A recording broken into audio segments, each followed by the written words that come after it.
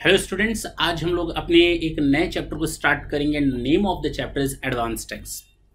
देखने में बहुत छोटा चैप्टर है, लेकिन हाँ जब सीखेंगे तो इसकी क्रिटिकलिटी समझ में आएगी। ज़्यादा टफ भी नहीं है, मैं बिल्कुल डराने वाला नहीं हूँ। छोटा सा चैप्टर है, आज का सेशन भी छोटा होगा। ये चैप्टर खत्म हो जाएगा, नेक्स्ट सेशन में will try to solve the question related to advance tax. 2 से 3 क्वेश्चंस करेंगे। एडवांस टैक्स क्या है? अभी तक हम लोगों ने देखा कि भाई एडवांस टैक्स, इसको हम लोग कहते हैं पे एज यू अर्न। जैसे जैसे आप कमाते हो आप सरकार को पेमेंट करो। हम लोग की आदत है, जो अब तक हम लोगों ने पढ़ा ना, उसमें हम लोग की आदत है कि प्रीवियस ईयर में कमाते हैं और असेसमेंट ईयर में इनकम का असेसमेंट होता है और उसके बाद टैक्स का पेमेंट होता है। This is the way what we think till now. लेकिन अब हमें अपनी सोच को बदलना पड़ेगा। सर इसका मतलब आप क्या चाहते हैं कि आप प्रीवियस ईयर में ही टैक्स को पे कर देंगे? यस, हमने ये नहीं कहा कि कमाने से पहले पेमेंट कर दो। कमाने से पहले मैं पेमेंट करने की बात ही नहीं कर रहा। मैंने कहा पे एज यू अर्न। जैसे जैसे आप कमाते जाते हो आप पेमेंट करते चले जाओ। This is known as advance tax. अगर आपका प्रीवियस ईयर स्टार्ट होता है 1 अप्रैल 90 एंड एंड होता है 31 मार्च 2020 को, तो आप सोचते हैं कि सर हम अपना असेसमेंट 1 अप्रैल 20 से लेकर 31 मार्च 22 तक करेंगे। 1 अप्रैल 21 से लेकर के 31 मार्च 21 तक करेंगे 2021 में। ठीक है, ये आदत ठीक है, अच्छा भी है। असेसमेंट करने में आसानी होती है, we know each and every income. लेकिन अब हम असेसमेंट ईयर में असेसमेंट जैसे होता है वैसे करेंगे, लेकिन सरकार का टैक्स आप इतने दिनों तक रोक क्यों रहे हैं? आपने अगर अप्रैल 2019 में कुछ कमाया, मई 2019 में कुछ कमाया, जून 2019 में कमाया, जुलाई अगस्त में कमाया, और सरकार को आप टैक्स देंगे नेक्स्ट ईयर में। सरकार कहती है पे एज यू अर्न। जैसे जैसे आप पेमेंट अर्न करते जाते हो आप हमें पेमेंट करते जाओ। Is it clear?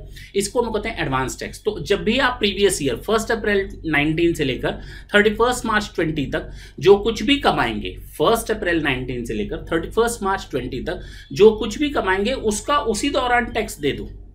सर क्या ये सबके ऊपर एप्लीकेबल है? नहीं, उनके लिए जो 10,000 से अधिक का जिनका टैक्स लायबिलिटी बनता है। अगर आपको मालूम है कि आपकी लायबिलिटी टैक्स लायबिलिटी 10,000 से अधिक की होगी, then you fall under this category. Now you are needed to compute the amount of advance tax. अगर आप नहीं करते हैं, अगर आप ये कैलकुलेशन नहीं करते, सरकार को उसी साल का टैक्स उसी साल नहीं देते हैं, तो आपके ऊपर सेक्शन 234B और C लग जाएगा। इंटरेस्ट वगैरह पेमेंट करने पड़ेंगे डिफॉल्ट का, एडवांस टैक्स के नॉन पेमेंट का और एडवांस टैक्स को डेफर करने का आपके ऊपर पेनाल्टी और इंटरेस्ट लग जाएगा।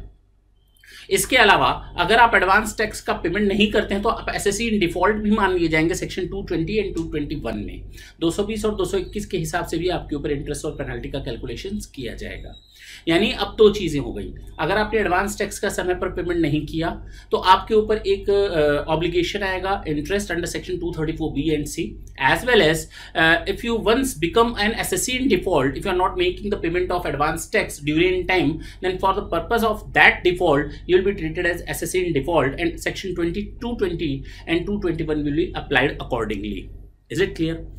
पक्की बात है। हाँ, ये जो सेक्शन 207, 208, 209, 207, 208, 209, 21, 210 एंड 211 ये एप्लीकेबल होते हैं एडवांस टैक्स पर। कौन कौन से सेक्शन मैंने बताया? 207 से लेकर 211 तक ये आपके एप्लीकेबल होते हैं एडवांस टैक्स पर। आपको एडवांस टैक्स का अगर कैलकुलेशन करना है तो ये सेक्शन से सीखने पड़ेंगे। हाँ, ये सेक्शन एप्लीकेबल नहीं होते अगर 44AD या ADA का केस है। नॉर्मली ये एप्लीकेबल तब होगा, उसके लिए एक स्पेसिफिक सिचुएशन दी है, मैं अभी वहां पर नहीं जाना चाहता। 44AD एंड 44ADA को छोड़ करके ये एप्लीकेबल होता है सबके ऊपर। AD और ADA के ऊपर एप्लीकेबल होता है, मैंने ये नहीं कहा नहीं एप्लीकेबल होता, उनके ऊपर भी एप्लीकेबिलिटी लगाई गई है। लेकिन चूंकि वो एसएससी छोटे होते हैं, बड़े लार्ज टैक्स पेयर्स नहीं होते, तो उनके लिए सिस्टम थोड़ा डिफरेंट है। उनको एडवांस टैक्स की कई किस्तों में ना जाकर के एक ही किस्त जमा करनी होती है 15 मार्च। वो हम देखेंगे थोड़ी देर बाद। तो मैंने अभी तक जो आपको एडवांस टैक्स के बारे में बताया, मैंने केवल इतना ही बताया कि पे एज यू अर्न, जैसे जैसे आप कमाते जाओगे आपको टैक्स का पेमेंट करना पड़ता है। प्रीवियस ईयर में जो कुछ भी प्रीवियस ईयर में कमाओ प्रीवियस ईयर में टैक्स दो, प्रीवियस ईयर में कमाओ प्रीवियस ईयर में टैक्स दो। जितना भी आप टैक्स देते जाओगे प्रीवियस ईयर का प्रीवियस ईयर में, all those amount of taxes are to be known as advance tax. तो 1 अप्रैल से लेकर 31 मार्च प्रीवियस ईयर के अंदर 31 मार्च के अंदर जो कुछ भी आप सरकार को टैक्स का पेमेंट करेंगे वो सारा का सारा एडवांस टैक्स माना जाएगा, वो सारा का सारा एडवांस टैक्स माना जाएगा। Is it clear? Yes sir, चल सकते हैं जी। जरा ढंग से सुनेंगे और देखेंगे भी मैं क्या बोल रहा हूं। हु इज लायबल टू पे advance tax? Any person, current income is when advance tax is payable in respect of current income is 10,000 और मोर। अगर टैक्स लायबिलिटी करंट इनकम पर 10,000 से अधिक है, 10,000 या उससे अधिक है, तो आपको एडवांस टैक्स की सिस्टम में फॉलो करना पड़ेगा। This is your section 208। Okay, 207 क्या कहता है? ये जो प्रोविजन है ना एडवांस टैक्स का, एप्लीकेबल नहीं होगा किसी भी resident senior citizen, non resident senior citizen नहीं, रेजिडेंट सीनियर सिटीजन के ऊपर ये सिस्टम एप्लीकेबल नहीं होगा। वो भी सीनियर सिटीजन हो, सीनियर सिटीजन मतलब एज 60 ईयर्स और उससे अधिक की क्रॉस हो चुकी हो। And doesn't have any income chargeable under the head PGBP. यानी अगर कोई सीनियर रेजिडेंट एसएससी है और उसकी पीजीबीपी की इनकम नहीं है तो उसके ऊपर ये सेक्शन एप्लीकेबल नहीं होगा। रेजिडेंट सीनियर सिटीजन है, उसका बिजनेस चलता है, तो भैया आप एडवांस टैक्स के दायरे में आएंगे, आपको कोई छूट नहीं मिलेगी। Is it clear to all of you? Yes sir. यानी केवल रेजिडेंट सीनियर सिटीजन को हटाया गया है उस केस में अगर उसकी कोई पीजीबीपी की इनकम ना हो। अच्छा, दूसरा वो लोग हटाए गए हैं जिनकी करंट इनकम पर टैक्स लायबिलिटी 10,000 से कम हो।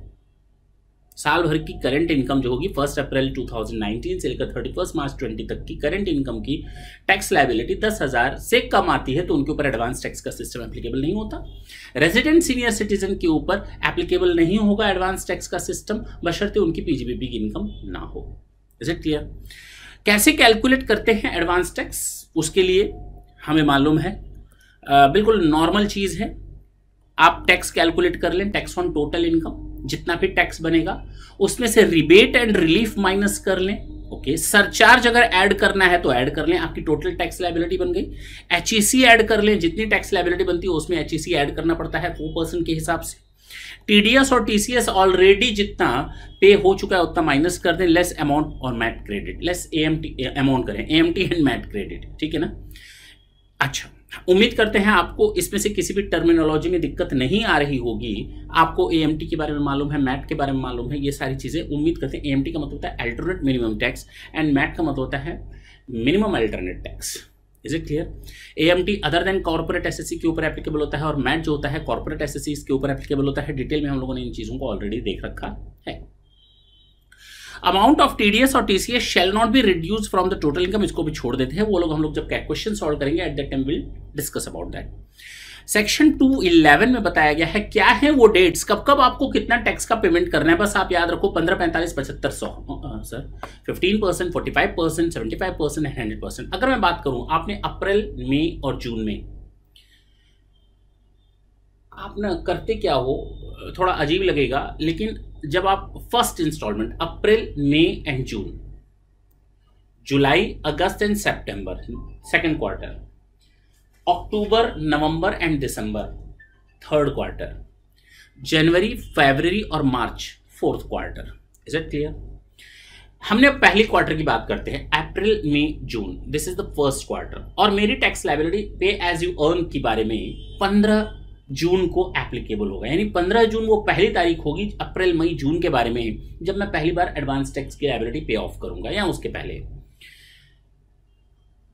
जुलाई, अगस्त, सितंबर ये सेकंड क्वार्टर है, तो 15 सितंबर तक मुझे टैक्स लायबिलिटी का पेमेंट करना पड़ेगा 45% तक का। कितना तक का? पहले क्वार्टर में टोटल टैक्स लायबिलिटी का 15%, टोटल टैक्स लायबिलिटी, और वो भी एस्टिमेटेड टैक्स लायबिलिटी, जितनी भी साल भर की एस्टिमेटेड टैक्स लायबिलिटी आएगी उसका 15% हमको 15 जून तक पेमेंट करना पड़ेगा।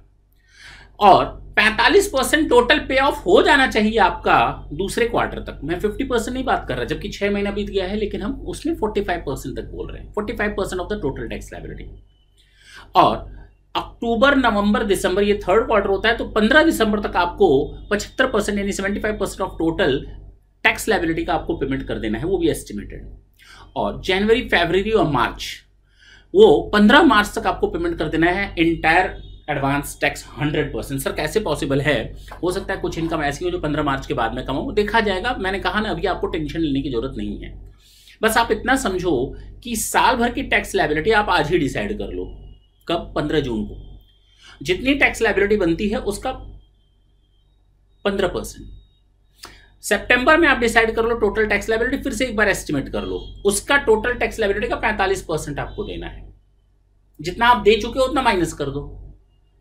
अच्छा, दिसंबर में आते हैं तो 15 दिसंबर को फिर से एक बार टैक्स लायबिलिटी का कैलकुलेशन कर लो, मार्च तक का एस्टिमेटेड, और उसका 75% दे दो। जितना आप पेमेंट कर चुके हो उतना माइनस कर दो 75% में से, बाकी दे दो। 15 मार्च को एंटायर टैक्स लायबिलिटी का आपको पेमेंट करना है एस्टिमेटेड, क्योंकि 15 दिन का कुछ प्लस माइनस हो सकता है। फिलहाल मैं पढ़ देता हूं। ड्यू डेट्स क्या है? फर्स्ट क्वार्टर का अप्रैल मई जून का, 15 जून का 15% of advance tax payable, okay. 15 सितंबर का 45%, 15 दिसंबर का 75%, 15 मार्च का 100% of advance tax payable. Is it clear? Yes sir. अब मैंने यहां पर बताया ना, अब देखो ना कितना बड़ा हरासमेंट है लोगों के साथ। एक तरह से देखो ना, बड़े एसएससीज हैं, then that is okay, accountant hire होगा, he'll calculate the amount of advance tax and he'll be liable to make the payment of advance tax. But what about those taxpayers who are the small one?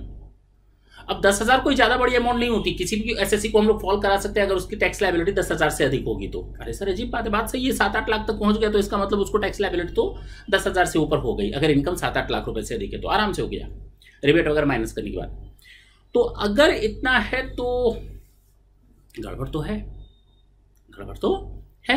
तो उस case में कहा गया 44AD और 44ADA इन दोनों को साल भर का एक ही बार एडवांस टैक्स का एक ही किस्त में, वो भी लास्ट वाली 15 मार्च को पेमेंट कर दो, बात खत्म। मैंने क्या बोला? इनके ऊपर हरासमेंट हटाया गया, 15 मार्च को एक किस्त दे दो, बात खत्म हो जाएगी। आप साल भर मत दो, एडवांस टैक्स की किस्तों को किनारे करो। 15 मार्च को आप कैलकुलेट कर लो एस्टिमेटेड टोटल टैक्स लायबिलिटी, अगर 10,000 रुपए से अधिक है तो आप तुरंत सारा का सारा 15 मार्च को ही एक बार में जमा कर दो, बात खत्म। ईच फाइनेंशियल ईयर ऑन और बिफोर 15 मार्च। जो 44AD और 44ADA के एलिजिबल एसएससी होते हैं ना, जो एलिजिबल बिजनेस करते हैं, उनके ऊपर ये एप्लीकेबल होगा। एलिजिबल एसएससी होनी चाहिए, एलिजिबल बिजनेसेस होने चाहिए, और AD और ADA अगर वो बिजनेस करते हैं तो उनको 15 मार्च की एक ही किस्त जमा करनी है एंटायर, बात खत्म। उनको कई साल में कई बार 4 किस्तें देने की जरूरत नहीं है। साल भर में आप कुछ भी पे करो, कभी भी पे करो। मान लो मेरा मन करता है 10 सितंबर को मैं कुछ पेमेंट कर दूं टैक्स का, it will fall under the category of advance tax. मेरा मन करता है 28 दिसंबर को कुछ पेमेंट कर दूं, again it will fall under the category of advance tax. बात समझना, ठीक है ना? ये नोट उसी के बारे में दिया है। और अगर मान लो एक ड्यू डेट दी गई मेरे को 15 मार्च, और मान लेते हैं 15 मार्च 2020 को हमारा संडे आ जाता है। अच्छा, 15 मार्च 2020 को अगर संडे आ जाता है तो कहा गया अगर हॉलीडे आ जाता है, बैंकिंग हॉलीडे, तो आप 16 मार्च को पेमेंट करो टैक्स का, कोई दिक्कत नहीं है। अगर 15 मार्च 2020 was the last day of making the payment of advance tax, that was the date of the making the installment of advance tax, and if in any case it is a public holiday or a banking holiday, then in that case your next date will be the final date. तो 15 मार्च की जगह वो 16 मार्च को सरक जाएगा। और अगर आप 16 मार्च को पेमेंट करते हैं तो आपको कोई भी 234B एंड 234C का इंटरेस्ट पेमेंट करने की जरूरत नहीं पड़ेगी। 234B और 234C का इंटरेस्ट पेमेंट करने की जरूरत नहीं पड़ेगी। Interest under section 234B and 234C का इंटरेस्ट पेमेंट करने की जरूरत नहीं पड़ेगी। No interest. क्लियर है? Yes sir. और अगर कोई इंस्टॉलमेंट पेमेंट नहीं करता ड्यू डेट तक तो उसको हम एसएससी इन डिफॉल्ट बोलेंगे, और सेक्शन 220 एंड 221 का उसके ऊपर सिस्टम एप्लीकेबल होगा इंटरेस्ट एंड पेनाल्टी का, ये अलग होगा। ई पेमेंट ऑफ टैक्स आपको मालूम है, सारे के सारे कॉर्पोरेट एसएससीज को ई फाइलिंग करनी ही करनी है। जितने भी टैक्स ऑडिट्स में आते हैं उनको ई पेमेंट करनी ही करनी है। ई पेमेंट ऑफ टैक्स तो अब सबके ऊपर एप्लीकेबल हो गया है। टैक्स का मतलब इंटरेस्ट एंड पेनाल्टी का भी है, सबको अब ई पेमेंट करना है, ऑनलाइन पेमेंट करना है, चाहे ऑनलाइन बैंकिंग क्रेडिट और डेबिट कार्ड के थ्रू करें, चाहे एनईएफटी और इंटरनेट बैंकिंग फैसिलिटीज के थ्रू करें। Is it clear? अगर आप चेक पेमेंट करते हैं तो जिस दिन आपने चेक दिया है उसी दिन मान लिया जाएगा डेट ऑफ पेमेंट, जब तक कि वो डिसऑनर ना हो जाए। तो अगर डिसऑनर होता है तो मान लिया जाएगा आपने पेमेंट ही नहीं दिया। मान लीजिए मैंने आपको आज चेक दिया, आप परसों उसको इन कैश करवा पाते हो, लेकिन डेट ऑफ पेमेंट आज की मानी जाएगी ना कि परसों की। Is it clear? अगर वो डिसऑनर हो जाता है परसों तो मान लिया जाएगा दिया ही नहीं गया। Not a substitute for filing return. अगर आप एडवांस टैक्स जमा करते हैं तो इसका मतलब ये नहीं कि अब आपको अपनी रिटर्न फाइल करने की जरूरत नहीं है। This is the amount of tax that you are making the payment to the government as you are earning. It is not a substitution of filing of return of income. Still you are liable to file the return of income as per the regulations. हाँ, अब सबसे important चीज जब हम लोग अभी question solve करेंगे next session में, तो उस समय हम लोग देखेंगे एग्रीकल्चरल इनकम को कैसे इनकॉर्पोरेट किया जाता है और उसके साथ कैसे एडवांस टैक्स का कैलकुलेशन होता है इंस्टॉलमेंट्स का, वो हम लोग देखेंगे। तो यहाँ पर लिखा है net agricultural income is to be taken into consideration for the purpose of computation of advance tax, वो हम लोग देखेंगे नेक्स्ट सेशन में कैसे। तो जितने भी आपके दिमाग में अगर 2-4 डाउट्स हैं तो while we solve the numerical question all those doubts would be clear.